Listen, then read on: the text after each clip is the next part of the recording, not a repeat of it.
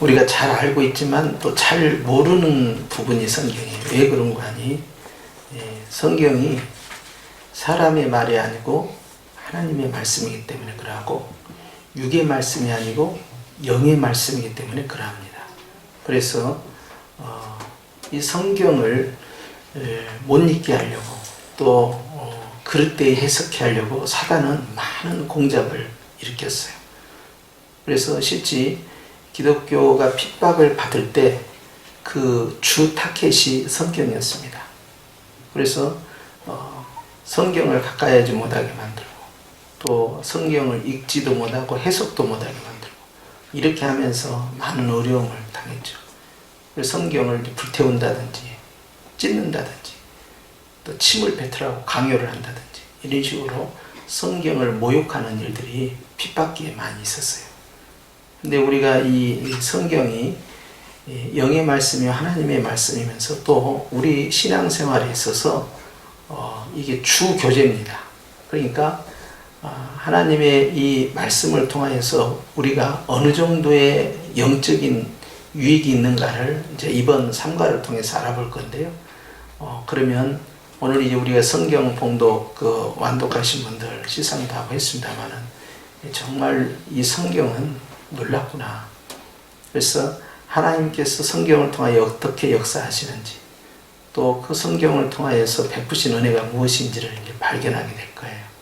그래서 이제 이 내용을 보는데요. 주보에 나와 있는 내용하고 같습니다. 함께 읽습니다. 시작. 성경을 아십니까? 여러분 이제 성경을 아십니까? 그러면 얼른 생각하기에 창세기부터 계시록까지의 그 책별로 된 주제와 그 내용을 아느냐라는 어떤 부담감도 있을 것이고, 또 이제 이 66권에 흐르는 아주 중요한 내용들을 교리적으로 잘 체계화된 것, 이걸 이제 조직신학을 하는데요. 체계화된 이해가 있느냐라는 그런 부분들, 또 이제 신구약 속에 들어있는 주요 가르침, 교리에 대해서 얼마나 이해하고 있느냐라는 그런 이제 부담감이 있겠죠. 그런데 그런 강론에 들어가는 게 아니고 총론을 말씀하는 거예요. 자, 1번 시작. 성경은 하나님의 말씀입니다. 여기에서 아멘이 안 되면요, 그 다음 단계로 들어갈 수가 없습니다. 성경을 어떻게 보느냐에 따라서 교회냐 이단이냐로 딱 구분돼요. 그래서 우리는 성경을 모욕하는 일들이 이제 많이 벌어요. 우리 국내 같은 경우는 이제 통일교 같은 데서 이제 성경을 인용을 하지만 주 교재가 아닙니다. 유일한 법칙이 아니고 자기들 이제 문선명에 의해서 가르치는 원리강론을 들고 나와요. 몰몬교 같은 경우는 성경을 인용하는 것 같지만 실상 그들에게 몰몬경이 있습니다. 마호메도 원래 캐톨릭 신자였어요. 그런데 AD 7세기에 그가 이제 결혼을 합니다. 과부와. 그리고 그 부유한 과부와 결혼한 이후에 자기가 도를 닦겠다 하면서 동굴로 들어가서 기도를 하다가 환상을 보게 되고, 그걸 자기가 계시를 받았다고 주장을 해요. 그러면서 이제 자신들에게 필요한 메시지를 엮어가기 시작합니다. 계시 받았다 주장하면서. 그것이 이제 코란경이에요. 그리고 다른 여호와 증인들도 이제 자기들의 경전이 따로 있어요. 그래서 우리 보면은 뭐 파수대 뭐 사라고 이렇게 다닌 사람들 있죠. 또 이제 박태선 같은 경우는 이 전도관에서는 박태선의 그 어록이 중요한 겁니다. 그렇죠. 신천지 같은 경우도 다른 데서 성경을 인용을 해요. 그러나 주 텍스트는 뭐냐면 이만희의 가르침이 중요한 거예요. 그러니까 성경을 다시 보겠다는 거예요. 성경을 다시 보겠다 하면 다 이단이에요. 성경은 다시 보면 안 돼요. 따라서 성경은 그대로 봐야 된다. 그러니까 우리 2000년 기독교 사회에 있어서 증거된 그 말씀대로 봐야 되지, 다른 이야기를 하면 안 돼요. 그래서 이 섞어찌개는 절대 안 됩니다. 이것은 순전한 말씀이라고 해요. 순전한. 그래서 그것은 이제 기름이 아주 깨끗한 그 기름, 주님의 그 성소에 들어가서 7등불을 밝힐 때 쓰는 기름처럼요, 불순물이 들어가지 않는 기름이에요. 말씀은 순전한 나드향 또는 순전한 올리브 기름처럼 그렇게 깨끗해야 된다는 거죠. 그러니까 성경에 대해서 정확하게 성경은 하나님의 말씀이다. 그러면 성경이 아닌 다른 것을 하나님의 말씀으로 격상을 시키는 순간에 시험이 오기 시작합니다. 성경은 유일한 법칙이라는 사실을 꼭 아셔야 돼요. 할렐루야. 그래서 이제 저 내용을 함께 볼 건데요. 자, 시작. 성경은 최고의 베스트셀러입니다. 계속해서 성경이 어떤 책인지를 알게 된다면 놀라운 일을 경험하게 됩니다. 믿음이 자라나고 인생이 바뀝니다. 성경은 많은 좋은 책 중에 하나의 경전이 아니라 유일한 전학무한 하나님의 말씀, 즉 생명의 책이요 불행에서 행복으로 나아가는 거와 같은 진리의 책입니다. 성경은 사람을 변화시키고 사회를 변화시키고 세상을 변화시킵니다. 그래서 이제 우리가 이 선교사님들이 한국에 복음을 전하러 왔을 때 그분들이 무엇을 들고 왔느냐? 성경을 들고 왔습니다. 그래서 그 성경을 이제 읽게 만들었어요. 그래서 언문을 가지고 있었지만 이제 일반 백성들은 언문이지만 이제 식자층들은 또 양반 그룹들은 한자를 썼잖아요. 그래서 이제 언어가 사실상 이 조선에는 두 언어가 공존해요. 그래서 언문을 쓰는 사람은 부녀자들, 아이들, 서민들, 그 다음에 한자를 쓰는 사람은 이제 양반 계층들이고 식자층들이에요. 그런 구조 속에서 두 성경이 같이 들어옵니다. 한문 성경이 들어오고 그리고 한글 성경이 같이 들어와요. 이렇게 들어오면서 하는데 구약의 유대인들이 쓰는 언어가 뭐였어요? 히브리어. 그렇기 때문에 성경을 뭘로 기록했을까요? 히브리어로 쓴 거예요. 그 다음에 이제 신약을 세계에 전파하려면 세계 공통어가 뭐였어요? 헬라어예요. 히라보라고 하는 이 헬라어를 썼기 때문에 성경이 당시에 확산이 될 수가 있었어요. 한국에 와서는 어떤 글로 번역을 해야 되겠어요? 한글만 쓰면 안 되죠. 한글만 쓰면은 식자층들이 봤을 때 이걸 업신여기잖아요. 언문이잖아요. 우스운 거야. 세종대왕이 위대한 한글을 발명을 했지만 그러나 지식인들은 항상 우월적 수준으로 한문을 올렸어요. 4대 문화입니다. 중국에 대한. 그래서 우리가 무슨 고려 때 황제의 나라였다. 뭐 대한제국의 황제라는 칭호를 썼다. 이건 다 허장성세예요. 우리가 한때는 이 광개토대왕 때나 장수왕 때 그때는 위로 치고 올라가는 시대도 있었지만 그러나 대부분은 이제 고려 중기부터는요 완전히 사이의 나라. 그래서 제후국 취급을 받아버린 그런 아픔의 역사가 있었죠. 자, 그런 속에서 항상 우리는 상국을 섬겨야 된다는 개념이 강하고 그리고 왕으로 책봉을 받을 때도 이제 중국의 승인을 얻어와야 되는 그런 구조 속에서 그들의 언어 문화가 상층 언어예요. 그러니까 그들이 쓰는 고급 언어죠.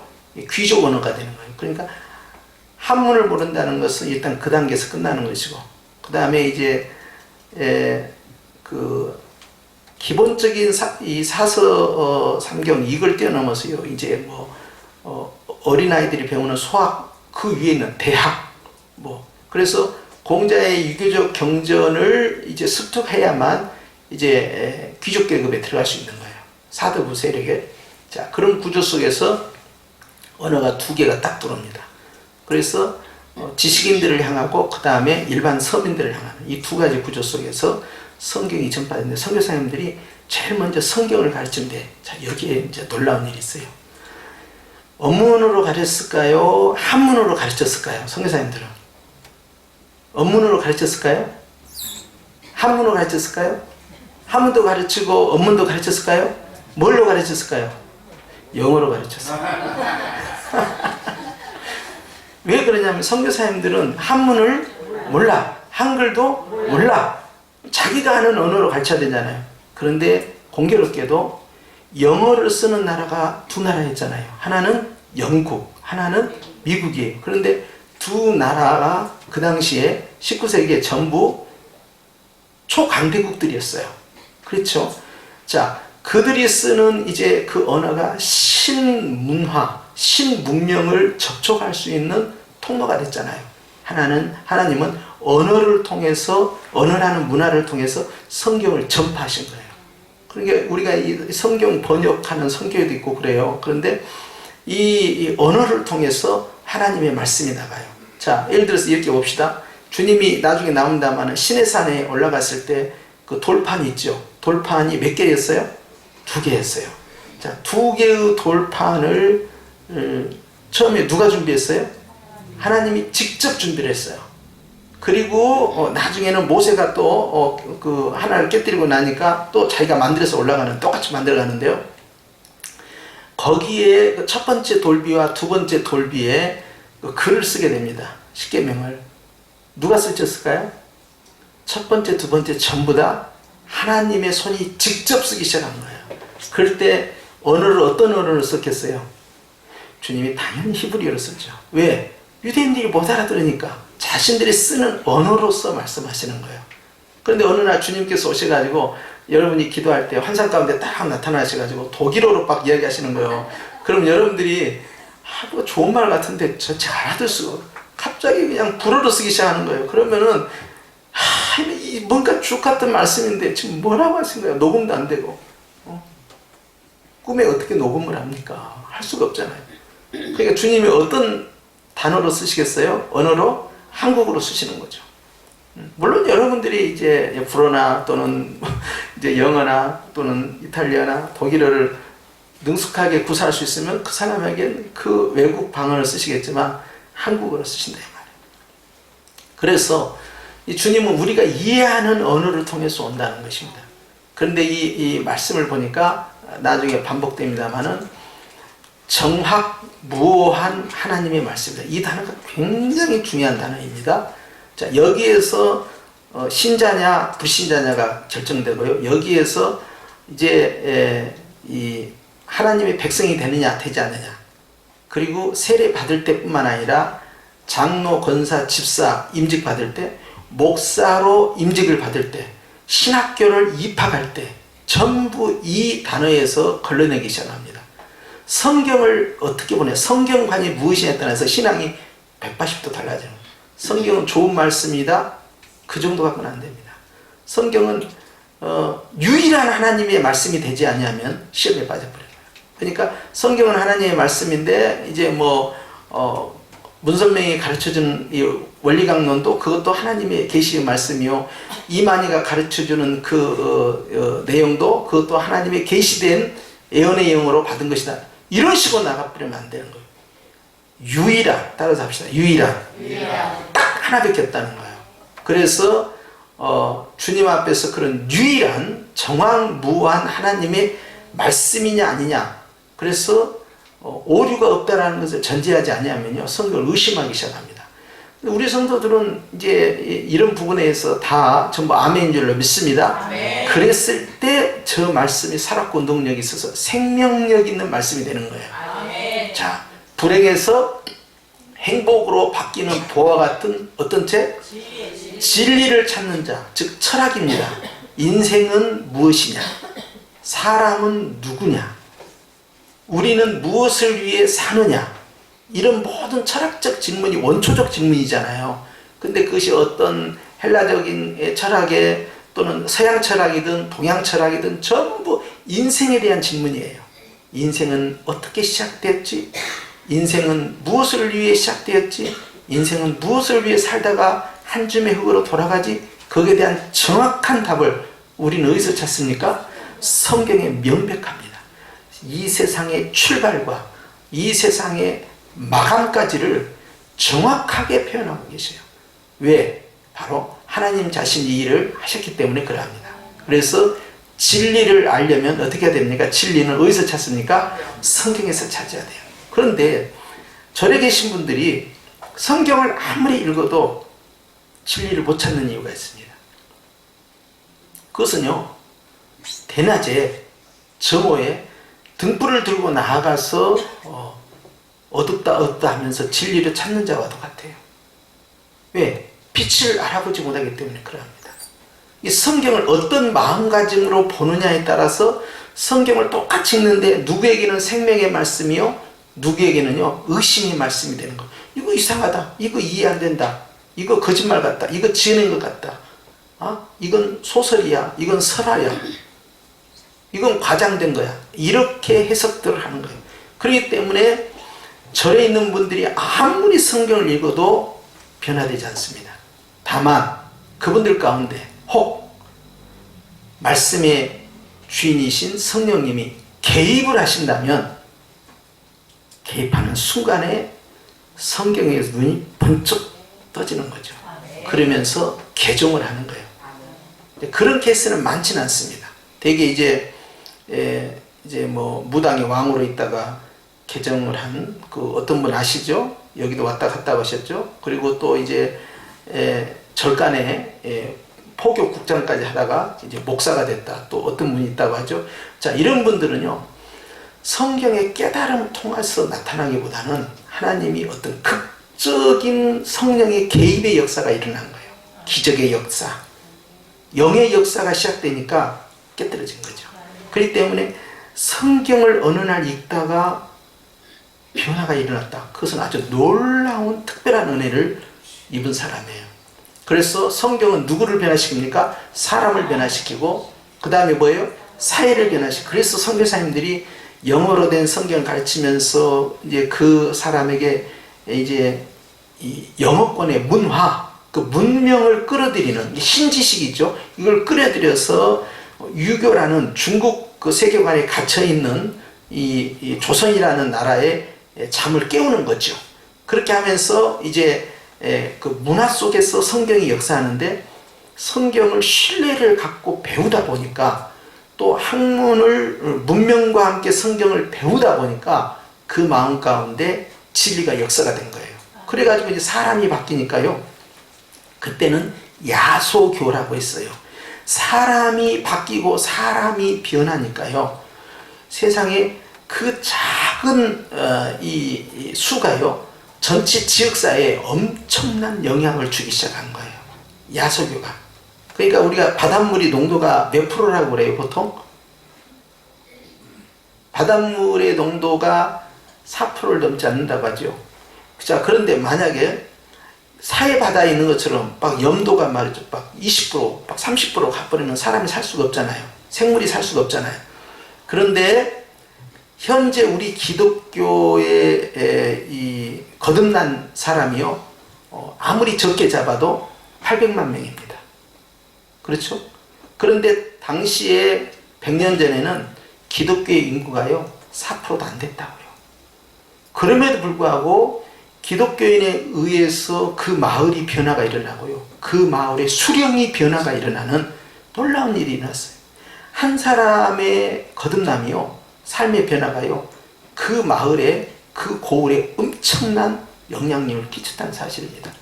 결국 사람을 변화시키고 사회를 변화시킨 일에 있어서 교육이라는 이 에듀케이션을 들었었지만, 근데 거기에 핵심 교재가 뭐였느냐? 단순한 지식이 아니고 성경을 갖다 썼다는 것입니다.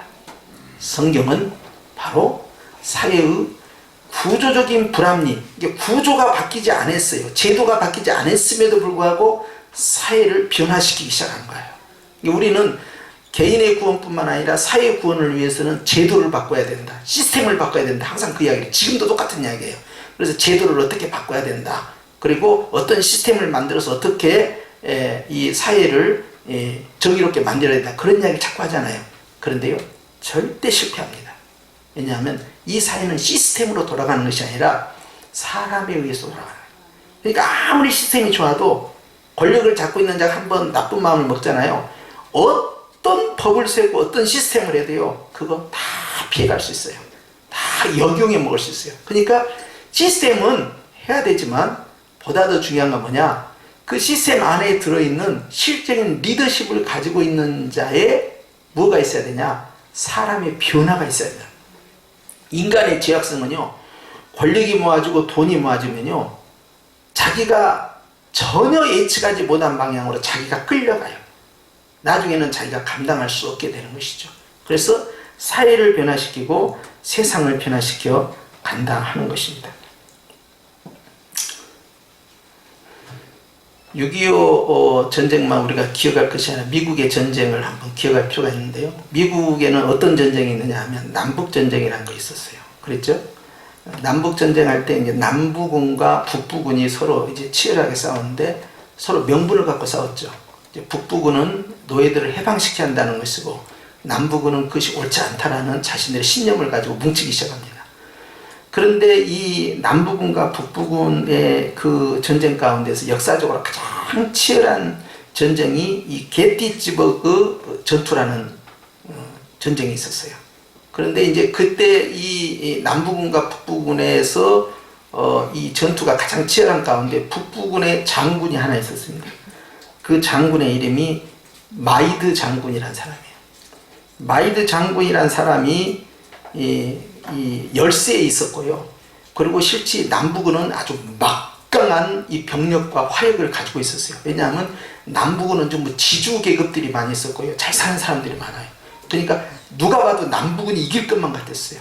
그럴 때 북부군의 이 대통령이자 총사령관인 에브라임 링컨이 이 마이어 장군에게 이런 편지를 보냅니다.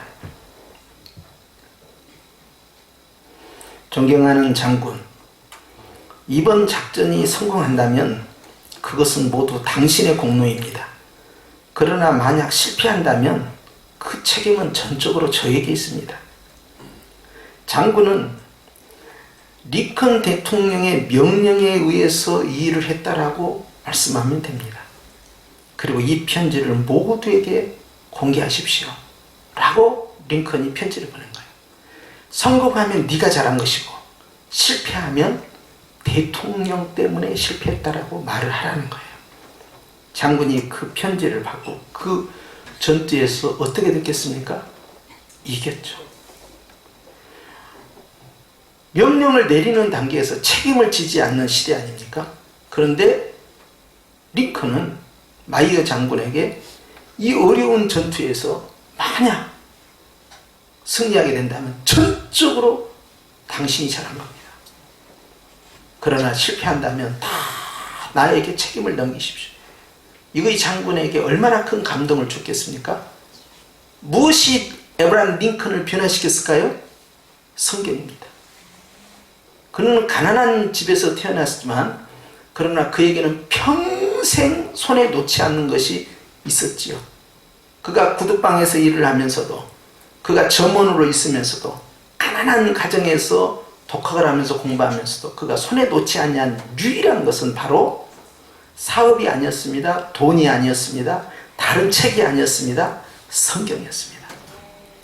철저히 이 성경에 이 길들여져 있었던 성경에 완전히 자신의 삶을 녹여 쓴 그는 어떻게 하면 책임지는 리더가 되는지, 즉 어떻게 하면 섬기는 자가 되고 희생이 되는지에 대해서 그는 몸으로 익힌 것이죠.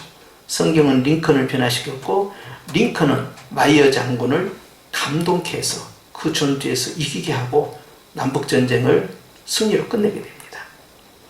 오늘 이런 사람이 드물어요. 대부분이요. 위에서 대통령이 지시하면요. 밑에서 문제가 발생하잖아요. 그러면은 꼬리 자르기를 합니다. 그리고는 몸통은 빠져나가요. 그런데 나 때문에 그랬다. 내 부하는 아무 잘못이 없다. 내 부하에게는 손대지 마라. 내 지시 때문에 이렇게 된 것이다. 내가 다 뒤집어 쓰겠다. 이런 사람은 귀하다 이 말이죠. 바로 이런 사람이 진정한 리더죠. 누가 그를 그렇게 만들었다고요? 성경, 바이블이 그렇게 만든 거예요. 그래서 세상을 변화시킨다는 거예요. 그 다음 계속 읽읍시다. 시작. 악의 뿌리인 죄를 알게, 무엇을 알게 한다고요? 거울이 없으면 내 얼굴에 뭐가 묻어있는지 모른다 이 말이에요. 그런데 내 죄를 지적하는 것이 바로 성경이고요.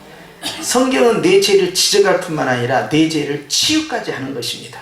그래서 성경은요, 검사, 죄를 지적하는 자예요. 자, 내 자신을 치유하고 변화시키는 것은 변호사예요. 그것이 바로 이 보혜사라고 합니다. 보혜사 성령 하나님은요, 바로 변호사라는 뜻이에요. 나를 변명해주고 변호해주고 나를 어머니의 마음으로 감싸주는 것이 바로 보혜사예요. 그래서 죄를 알게 할 뿐만 아니라 죄를 어떻게 합니까? 이기기도 하시는 것이죠. 성경을 통하여.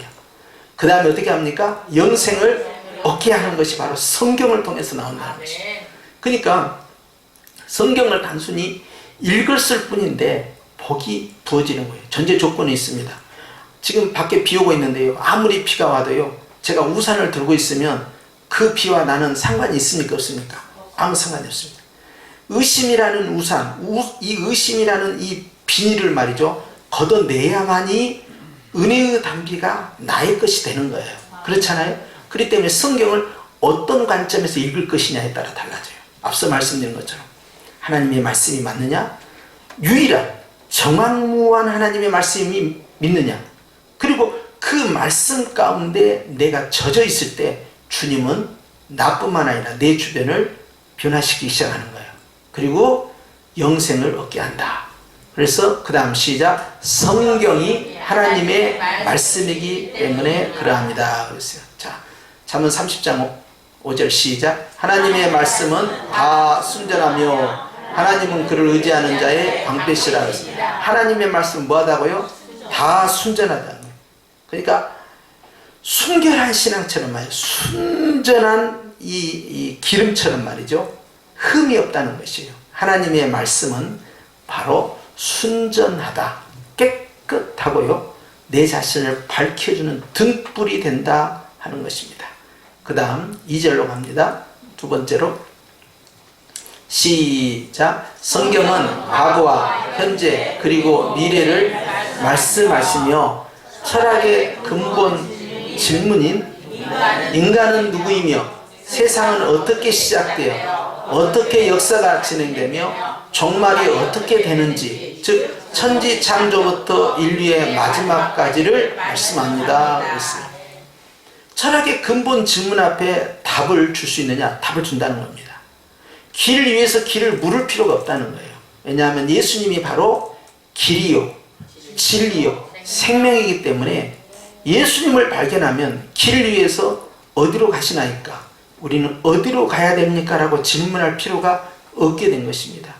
우리는 주님을 따라가면 될 것이요, 주님 안에서 우리는 그 길을 보게 되고 경험하게 되는 것이죠. 인생의 모든 근본적 질문들이 바로 철학의 질문인데요, 이 질문이 성경 안에서는, 따라서 합시다, 너무 쉽다. 아주 간단하게 나오는 거예요. 여기에는 무슨 굉장한 무슨 독일어나 또는 이제 그리스어나 또는 영어나 불어나 이런 외국어가 동원되지 않고 무슨 한자어, 한문이 동원되지도 않습니다. 동양 철학처럼 복잡하지도 않고 서양 철학처럼 말이죠, 형이상학적인 심오한 진리가 필요한 게 아니에요. 너무 진리는 단순한 거예요. 진리는 이러합니다. 주님이 세상을 창조했다. 아주 단순하게 시작돼요. 그래서 성경을 통해서요, 우리는요, 처음과 끝까지를 다 보게 되는 것입니다. 그렇기 때문에 성경을 어떤 관점에서 보느냐에 따라서요, 그 사람의 신앙은 180도 달라지는데요. 따라서 합시다. 성경으로 충분하다. 신앙생활하는 일에 있어서 신앙의 법칙과 원리, 그 다음에 구원과 하나님의 백성으로의 삶의 모든 방식이 성경 하나로 충분하냐? 충분하다는 거예요.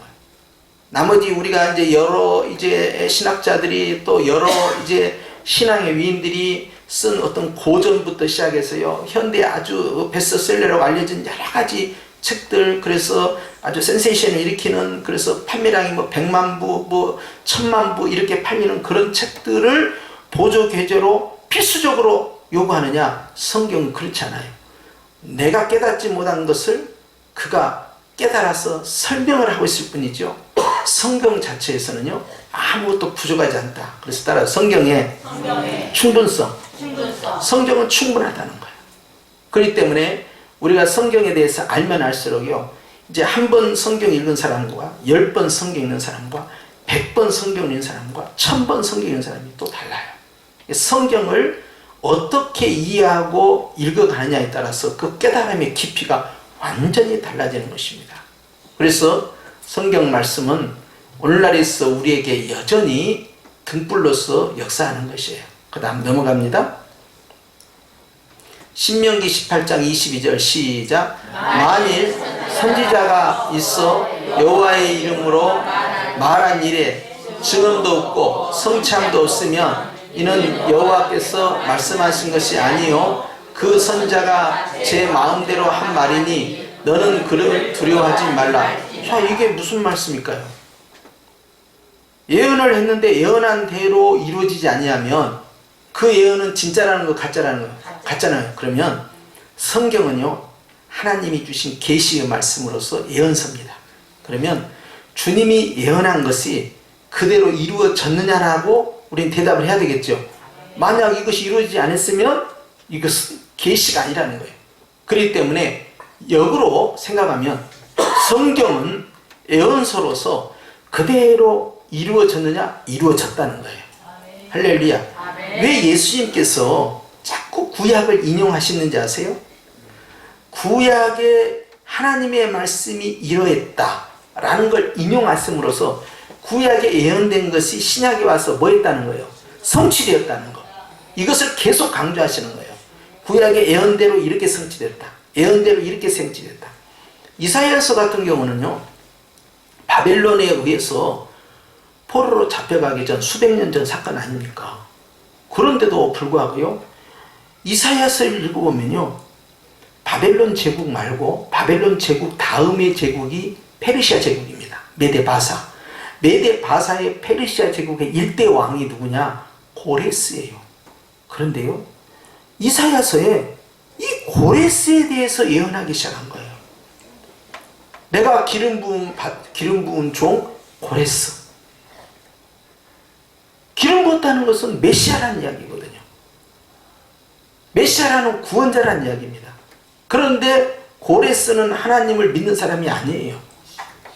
그런데 그것이 이사야 선지자를 통해서 이미 예언이 된 거예요. 나중에 고레스가 자기 궁궐에서 이 내용을 읽게 됩니다. 이사야의 예언서를. 거기에 자기의 이름이 나오는 거예요. 거기에 자기의 예언이 되어 있는 거예요. 자기가 해야 할 일이 나온 거예요. 깜짝 놀라죠. 이게 무슨 일이냐. 그것뿐만 아니에요. 다니엘서에 보면은 어떻게 해서 아수르가 무너지고, 그 다음에 바벨론이 어떻게 무너지고, 그 다음에 메데바사 페르시아가 무너지고, 그 다음에 헬라가 무너지고, 로마 제국이 어떻게 무너지고, 종말의 적그리스도의 사역이 어떻게 무너진가에 대해서 아주 리얼하게 기록되어 있어요. 주님의 계시로 쓴 거죠. 그런 것은 비단 다니엘서만 제한되지 않고요, 성경 전반적으로 예언되는 나오는데 최고의 오래된 최초의 예언은 뭐냐면 창세기 3장 15절입니다. 선악을 알게 하는 나무 열매를 따먹는 이후에 주님께서 주신 첫 번째 예언이고 첫 번째 복음이에요. 그게 뭐냐? 뱀은 여인이 낳은 후손을 발꿈치로 물어버린다는 거예요. 그런데 그 다음에 중요하죠. 여인의 후손은 뱀의 머리를 깨뜨려 버린다고 그랬어요. 이거 무슨 뜻일까? 여인과 뱀의 문제가 아닙니다. 여인의 후손과 뱀의 문제예요. 자, 여인은 지나가는 겁니다. 그러나 여인의 후손은 미래 세대입니다. 그 미래 세대와 현재의 뱀이에요. 에덴 동산의 현재의 뱀인데 그 뱀이 그대로 이어져 가야 돼요. 세월을 따라서. 이 뱀은 그냥 동물 뱀이 아니라는 것이에요. 그래서 계시록에도 이 뱀은 옛뱀이라고 합니다. 옛뱀. 옛뱀은 뭐냐? 꼬불꼬불한 미워야단 옛뱀. 하늘 나르는 뱀. 용이죠. 용은 누구를 나타내요? 중국의 그 용이라고 생각하면 안 돼요. 이제 영어에서는 드라곤이라고 하는데, 하늘을 나는 그 에덴 동산에 있었던 그 옛뱀, 누구를 가리키냐? 명백하게 공중권세 잡은 막이 곧 누구예요? 사단 루시퍼를 가리키는 거예요. 그러니까 세월이 흘러가도 창세기 3장에 있었던 그 뱀이 계시록 여전히 나타나는, 12장에 나타나는 그 뱀으로 등장하는 거예요. 그런데 여인의 후손 누굽니까? 예수님께서요, 뱀의 머리를 어떻게 한다고요? 깨뜨려요. 뱀의 머리를 깨뜨리면 뱀은 더 이상 생존할 수 있습니까? 없는 것이죠. 완전히 깨뜨리는 거예요. 그것이 바로 십자가의 죽으심과 부활하심인데, 여러분, 우리 주님께서는요, 미래의 시대에 가서 뱀의 머리를 깨뜨린 것이 아니라 2000년 전에 이미 뱀의 머리를 깨뜨렸고, 오늘 오전에 말씀드린 것처럼 주님이 죽으시고 부활하심으로 말미암아 우리가 승리했다는 사실입니다. 뱀이 예수님을 못 박았는데 실상 죽기는 누가 죽은 거예요? 예수님이 죽은 줄 알았더니 누가 죽었어요? 뱀이 죽은 거예요. 왜 뱀이 죽은지 아십니까? 뱀의 권세는 어디서 온다고 그랬어요? 죄에서 옵니다. 뱀은 뭘 먹고 에너지를 발산합니까? 죄를 먹습니다. 그래서 죄의 권세가 바로 사단의 권세가 되는 거예요. 그런데 그걸 깨뜨려 버린 거예요. 무엇으로? 십자가의 죽으심으로. 예수님이 죽으심으로 말미암아 뱀이 자기 자신이 자멸로 들어가 버린 것이죠. 그리고 뱀이 죽었고, 즉 죄가 죽었고, 그리고 사단이 그 힘을 잃었다는 그 증거가 어디서 나오느냐? 부활을 통해서 나오는 거예요.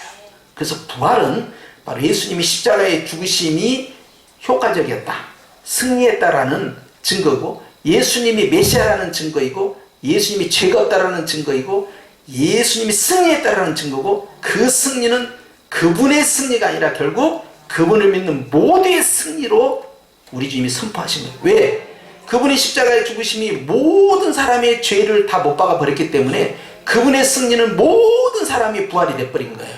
누구에게? 믿는 자에게. 할렐루야. 그래서 뱀을 깨뜨렸어요. 그래서 주님은 이 창세기 3장 15절의 이 구원의 예언이요, 그대로 예수님 안에서 이루어지고요, 이제 이 예수님을 통해서요 우리는 이미 구원을 얻었고요, 장차 오실 예수님을 통하여서요 이제 우리의 육체의 부활까지 기다리고 있는 겁니다. 그러니까 우리는 진정한 그리스도의 승리자의 반열에 들어있으니, 그러니 미래 문제를 놓고 장래 문제를 놓고 염려하고 극심하고 낙심하고 슬퍼하고 두려워하고 할 필요가 있다 없다? 할 필요 없다는 거예요. 왜냐하면 우리는 이미 저 끝에 가서 승리하는 그 축복을 소유하고 있는 자이기 때문에 그러하다는 거예요. 할렐루야. 그렇기 때문에 우리는 뭐 할 것밖에 없다? 감사. 여러분이 가령 욥을 만났다면, 욥이 처음부터 스스로 감사하다고 했지만, 욥을 만났다면 욥이 그 고난을 당하고 있을 때 여러분이 타임머신을 타고 욥에게 갔어요. 그러면 여러분 욥의 결론을 다 알고 있잖아요. 근데 욥의 아내가 막 스트레스를 받아갖고 막 이혼하네 어쩌네 말이죠. 이제는 다 끝났네 이제 너 죽고 나 죽자 한잔 막 이렇게 하고 있으면 여러분이 가서 뭐라고 하겠어요? 아이고 좀 철 좀 들어라, 철 좀. 네 남편이 절반만 따라가면 돼. 야 이거 아무것도 아니야. 곧 있으면 아주 굉장한 일이 벌어져. 그러면 욥의 아내가 그 말 믿겠어요, 안 믿겠어요? 안 믿는다고 펄펄 뛸 거 아니야. 아이고 세상에, 아무리 말을 해도 안 되고, 아니 나는 끝을 안다니까, 조금만 기다리면 된다니까. 근데 이 여자가 기다릴 거야, 안 기다릴 거야? 절대 못 기다려. 이 사람은 끝을 본 사람은요 하나도 안 쳐줘요. 홍해 바닷가에 서 있는데 타임머신을 타고 갔어. 백성들이 막 덜덜덜 떨고 막 우리 죽게 생겼다고, 우리 살려달라고 막 이렇게 아우성치고 있어. 그러면 우리는 가가지고 같이 덜덜덜 떨겠어요? 아이고 한심하기는. 오늘 밤에 바다 쪼개지고 새벽에 걸어 들어가. 아무것도 아니야. 아이고 걱정도 갖잖아요. 그러면 사람들이 그 말 믿겠어요, 안 믿겠어요?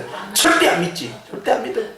저것이 이상하게 옷 입고 와갖고 말이죠, 저것이 막 괜찮다고 그러고 저것이 유령인가 뭔가 막 이상하게 생각할 거 아니에요. 그런데 우리는 다 아니까 아이고 한심하다 그래요. 그러면 보십시오, 미래에 있는 우리가, 내 자신이, 미래에 있는 내 자신이 미래로부터 타임머신을 타고 현재로 왔어. 현재로 와갖고 이것도 문제고 저것도 문제고, 가정의 문제, 육신의 문제, 땅의 문제, 물질 문제, 건강 문제, 장래 문제, 사업의 문제, 직장에 어떻게 해야 되나 뭐 고민하고 있으면 그 미래에 있는 내가 와갖고 뭐라고 했어요? 에이그 한심하다, 한심해. 그런 거 다 신경 안 써도 돼. 다 잘 되게 돼 있다니까. 아니 지금 이렇게 급한 문제가 있는데 어떻게 잘 되냐고. 좀 답을 주든가 해결책을 주든가. 난 지금 늙어서 죽겠어. 그런 게. 아이고 이거 아무것도 아니요. 시간 흘러가면 주님이 어떻게 역사하는가 내가 다 말해줄 수는 없지만 이거 아무것도 아니에요. 아이고 답답이요. 그러지 않겠어요? 내가 일부러 이런 이야기를 드리는 거예요. 미래의 내가 오면은요, 현재의 내가 얼마나 답답하고. 바꿔 말씀드리면 현재의 내가 과거의 10년 전의 나로, 20년 전의 나로, 30년 전에 돌아가는데 그거 가니까 거기에서 얘가 그냥 스트레스를 받고 엄청나게 힘들어하고 있어. 과거의 나. 그러면 현재의 나가 뭐라고 했어요? 아이고 다 쓸데없는 짓이요. 그런 거 다 내려놔. 아무것도 아니요. 그러지 않겠어요? 미래의 나도 똑같이 이야기하는 것이지. 응? 여러분, 주님이요 한 번 말씀하신 것이 그대로 이루어진 게 성경이에요. 그래서 이미 오신 주님이 다시 오시는 것입니다. 이사야서 55장 11절 시작. 내 입에서 나가는 말도 이와 같이 헛되어 내게로 되돌아오지 아니하고 나의 기뻐하는 뜻을 이루며 내가 보낸 일에 형통하리라. 자, 하나님의 말씀이 어떻게 예언이 성취가 되는가를 분명히 보라는 거예요. 그러면 이사야서는요, 하필이면 그 장절을 나누는데 66장입니다. 하필이면 성경이 66권이잖아요. 66장이에요. 그런데 신학자들이 뭐라고 하냐면 이 이사야서는 구약의 복음서다 그래요. 그리고 구약의 요한계시록이다 그래요. 이 이사야서 안에는요, 사복음서가 들어있고요, 신약에. 그리고 요한계시록에 나올 내용들이 이 이사야서에 들어있는 거예요. 그러니까 이사야 선지자는 정말 기가 막힌 예언을 하신 거죠. 자, 이사야서 말씀 안에 주님께서 그대로 성취된다는 것을 보여주는데요, 새하늘 새 땅까지를 다 이사야 선지자가 바라봅니다. 감히 새 하늘이라는 용어, 새 땅이라는 용어를 과연 쓸 수 있겠냐. 감히 누가 어떻게 하늘이 바뀌냐고, 어떻게 땅이 바뀌냐고요. 솔로몬도 그랬잖아요. 사람은 다 지나가도 땅은 영원토록 함께 있는 것이다, 그대로 있는 것이다 그랬는데 어떻게 땅이 바뀔 수가 있고 어떻게 하늘이 바뀔 수 있냐, 새 세상이 어떻게 열리냐 이 말이야. 이사야서에는요 정확하게 예언했어요. 바로 이것이 주님의 언약의 성취입니다. 그 다음 넘어갑니다. 그 다음 3번 시작. 하나님의 음성을 듣고 싶다면, 하나님과 더 친해지고 싶다면, 하나님의 뜻과 그 마음을 더 알고 싶다면, 하나님을 만나고 싶다면 뭐합니까? 성경을 어떻게 하라는 거예요? 성경을 가까이 하라는 것은 성경을 이렇게 배고자 하라는 거예요. 배고자 하면 잠이 잘 옵니까? 어떤 사람은 그럽디다. 이번에 내 어떤 우리 교인이 아닌 분을 만났더니요, 목사님 제가요 유튜브를 통해서 목사님 설교 그거 다 듣습니다. 우리가 주일날 한번 올리고 오후에 올리고 수요일날 올리고 금요일날 올리고 그러잖아요. 그래서 다 올립니다. 그래서 그래요? 지난번에 금요일날은 나 3분 설교했는데 그랬어요. 다 듣고 있습니다. 참 은혜가 됩니다. 막 그래요. 그래서 어떻게 은혜가 됩니까? 그러니까 그거 다 듣고 있으면 잠이 잘 온대. 아니 그래서 내가 이걸 어떻게 그래서 해야 되는데, 아니 잠이 잘 온다고요. 그러니까 평안을 받아서 잠이 잘 오는 건지, 아니 얼마나 졸리게 했으면 잠이 잘 온다고. 잠이 잘 오는데, 그래서 매주 본다는 거야. 매주 듣는다는 거야. 그래서 아니 여러분 생각하시기에 저녁에 불면증 치유하려면 목사님 설교 드려야겠다 그 뜻이 아니고 이분은 진짜로 성경을 사모하고요, 은혜를 사모하는 분이에요. 남자분이요. 60대 남자분 집사님인데, 이분은 지금 벌써 20년 지금 교제하는 관계가 아니에요. 근데 계속 인터넷으로 들어온 분인데, 처음에는 그러더라고. 목사님 성형교회 가더니 설교가 싹 바뀌어버렸어요. 아니 어떻게 호산나 있었다고 이렇게까지 바뀔 수가 있냐. 아니 이제 성도가 구성이 다르니까 이제 다를 수밖에 없지, 똑같이 하면 안 되죠. 그러니까 그건 아닌 것 같다고 막 이제 그랬었단 말이에요. 그런 사람이 한둘이 아니었어요. 그런데 요즘에 와서는요 이제 잠 잘 온다, 첫째. 자, 두 번째는 계속해서 은혜를 사모한다 그래요. 이제 처음 이제 3년 전에 왔을 때 할 때하고 좀 이제 메시지가 달라졌다고 본인도 느꼈겠죠. 자, 그런데요, 성경을 베고 잔다고 해서 은혜가 임한 것도 아니고요, 성경을 품고 잔다고 은혜가 임한 게 아니고, 성경은요 믿음으로 읽어야 됩니다. 그냥 읽으면 아무 은혜가 없어요. 어떻게 읽어야 한다고요? 믿음으로 읽어야 돼요. 그러면요 기가 막힌 일들이 벌어지는 거예요. 할렐루야. 자, 그 다음에 하나님의 음성을 어디서 찾아요? 성경을 통하여. 더 친하고 싶다면 하나님의 말씀을 읽어야 돼요. 하나님의 뜻과 그 마음을 더 알고 싶다면 어떻게 해야 돼요? 성경을 읽어야 돼요. 하나님을 만나고 싶다면 어떻게 해야 돼요? 성경을 읽어야 돼요. 그래서 우리가 기도를 통해서 주님 만나고요, 예배를 통해서도 만나잖아요, 찬양을 통해서 만나잖아요, 삶 가운데서 만나잖아요, 위기 가운데서 만나잖아요. 그런데 성경을 통해서 주님을 만나. 아멘. 그 다음에 넘어갑니다. 시편 73편 28절 시작. 하나님께 가까이 함이 내게 보기를. 어떤 방식으로 가까이 하실 거냐. 오늘의 주제는 뭐예요? 성경을 통해서 하나님께 가까이 가는 거예요. 자, 그 다음 4번 시작. 하나님은 성경을 문자로 기록하셨습니다.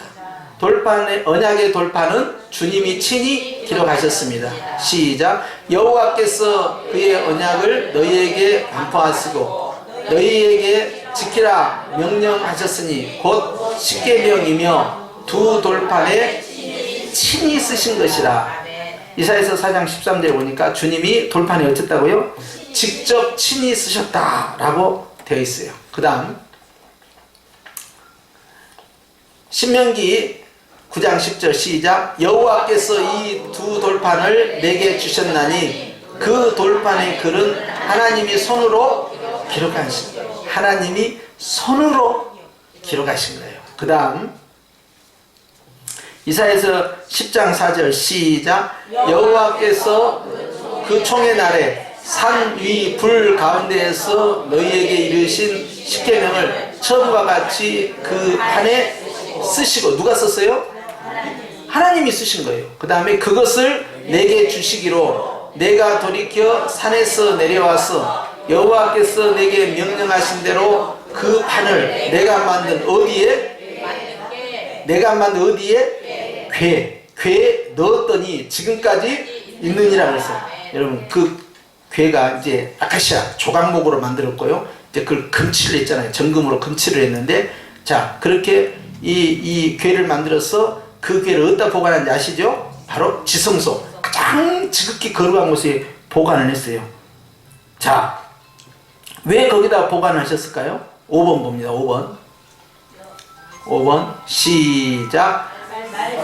말씀의 중요성. 돌판에 새겨진 십계명 말씀이 얼마나 소중한지 지성소에 법궤에 보관되었습니다. 자, 거기에 누가 임하셨어요? 하나님께서 이제 임하시는 시온자가 바로 그 법궤 위에 있었다 이 말이에요. 거기가 주님이 임재하시는 장소였어요. 그러니까 하나님은 말씀에 임하신 것이죠. 그렇죠? 그래서 말씀이 얼마나 중요하냐. 그래서 이제 고넬료를 보면 말씀을 듣다가 어떻게 됩니까? 성령을 체험해버려요. 그냥 말씀 가운데 불이 임한 거예요. 그렇죠? 그래서 하나님의 그 말씀이 들어있는 그 법궤, 그리고 그 법궤 위에 있는 두 천사가 날개를 이렇게 펴서 덮개를 덮고 있는데 바로 그 공간에 바로 주님의 임재의 시온자가 된 거예요. 그래서 그 시온소는요 지극히 거룩하다 했는데 바로 말씀 위에 임하시는 것이죠. 그러니까 말씀이 얼마나 중요하냐 하는 거예요. 그 다음 이제 하나님은 시작. 하나님은 성경을 기록하고 보존하도록 이스라엘을 선택하셨고 선자와 사도들을 사용하셨습니다. 그래서 여러분 이스라엘 백성을 선택한 세 가지 이유를, 첫 번째는 성경을 기록하게 하시려고, 첫 번째입니다. 그 다음에 두 번째는요, 그 성경을 기록하시고 뭐 해야 돼요? 보존해야 돼요. 보존의 목적이 있어요. 그 다음에 이제 세 번째는 뭐예요? 이스라엘 백성을 통해서 누가 와야 돼요? 누가? 메시아가 오셔야 돼요. 메시아. 예수 그리스도의 통로로 삼으신 거예요. 구원의 통로로. 그런데 성경을 기록하고 보존하고 예수 그리스도의 오심의 그 통로와 함께 또 하나의 이스라엘의 사명이 토라에 어떻게 나와 있느냐? 그것은 너희를 세상의 중앙에 되는 백성이 하고 너희를 세상의 열방의 제사장이 되게 하리라. 즉 세계 선교를 향한 주님의 비전이 선택의 목적 가운데 들어있었어요. 자, 이걸 세 가지 생각해야 됩니다. 그러니까 한국교회에 적용을 하자면 우리는 성경을 어떻게 대해야 될 것이며 성경을 어떻게 전파해야 될 것이며 성경을 통해서 어떻게 선교를 해야 할 것인가를 생각해야 되겠죠. 그 다음 보십시다. 성경은 시작. 성경은 BC 1500년 전 모세로부터 시작하여 AD 100년 사도 요한에 이르기까지 약 1600년 동안 40여 명의 다양한 사람들에 의해 기록되었습니다. 그래서 창세기부터 모세가 기록을 했고요. 그 다음에 이제 마지막 요한계시로 이제 patmos섬에서 사도 요한 이제 경험한 것을 기록을 했어요. 그가 마지막 사역은 에베소서 사역입니다. 에베소 교회에서 마지막 사역을 했어요. 자, 그 다음 내려갑니다. 6번 시작. 어느 시대에 어느 지역이든 성경이 전해지면 복음의 능력이 나타납니다. 사단, 독재자, 공산주의자, 이단들은 성경을 인봉, 왜곡하려고 하지만 성령님은 세상 끝날까지 땅끝까지 전파하게 하십니다. 사도행전 12장 24절 시작. 하나님의 말씀은 흥왕하여. 자, 사도행전 12장에 핍박이 오면 올수록 하나님의 말씀은 더 흥왕한다. 자, 말씀이 흥왕한다.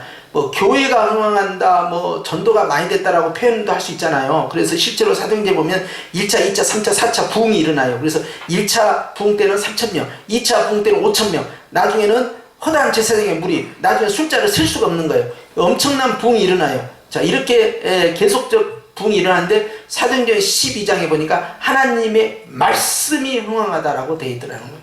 할렐루야. 말씀이 흥왕하다는 것과 교회가 부흥하다는 것과 약간의 차이점이 있습니다. 교회의 인적인 숫자, 그 전도한 숫자가 많이 늘어나는 것은 표현이 되어 있는데요. 말씀이 흥왕하다는 것은 어떻게 합니까? 이 말씀이 선포됐을 때 그 말씀을 어쨌다는 거예요? 받아들였다는 거예요. 받아들인 숫자가 많다는 이야기예요. 그렇기 때문에 말씀이 제대로 선포가 되고 선포된 말씀을 받아들였다. 그래서 교회가 부흥했다 하지 않고 말씀이 흥왕했다. 이렇게 되어 있는 거예요.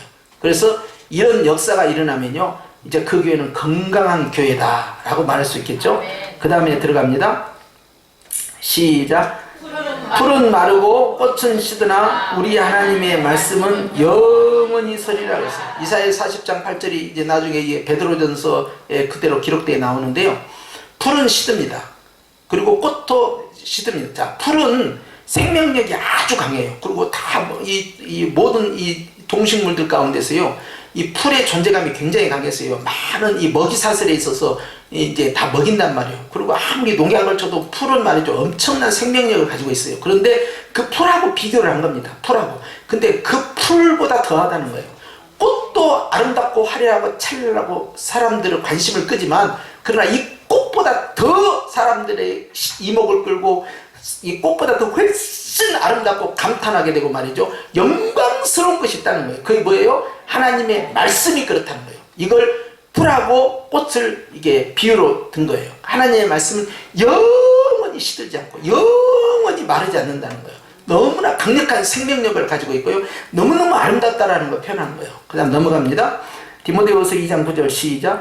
복음으로 말미암아 내가 죄인과 같이 매이는 데까지 고난을 받았으나 하나님의 말씀은 매이지 아니하니라 그랬어. 하나님의 말씀은 매이지 않는다 하는 것은 아무리 성경책을 못 읽게 만들고 복음을 전파하지 못하게 하고 해도 결코 하나님의 말씀은 매일 수가 없는 것은, 하나님의 말씀을 누가 전파합니까? 성령님께서 전파하시는 거예요. 그렇기 때문에 성령 하나님을 어떻게 묶어놓을 수 있냐는 거예요. 성령 하나님께서는요, 여전히 인류 구원을 향해서 움직이고 계시는 전도의 영이시기 때문에 하나님의 말씀은 매일 수 없다 하는 거예요. 복음으로 말미암아 내가 죄인과 같이 매일 때까지 고난을 받았으나 나는 매일망정 주의 말씀 매이지 않고, 나는 한계가 있지만 주의 말씀은 한계가 없다는 거예요. 베드로전서 1장 24절 앞에 있는 이사야서와 같은 내용인데요. 자, 시작. 그러므로 모든 육체는 풀과 같고 그 모든 영광은 풀의 꽃과 같으니 풀은 마르고 꽃은 떨어지되 오직 주의 말씀은 셋셋 있도다 하였으니 너에게 전한 복음이 곧 이 말씀입니다. 이거 이제 이사야에서 있는 말씀과 같은 내용입니다. 할렐루야. 자, 오늘 여기까지 하고요, 나머지 부분 다음 시간에 이어서 가겠는데요. 이제 우리가 성경이 이제 주 교재입니다. 이 성경을 이제 우리가 지금 성경의 숲으로 우리가 들어가고 있어요. 그래서 이제 전체 총론부터 시작해서 강론으로 이제 서서히 들어가게 되는데요.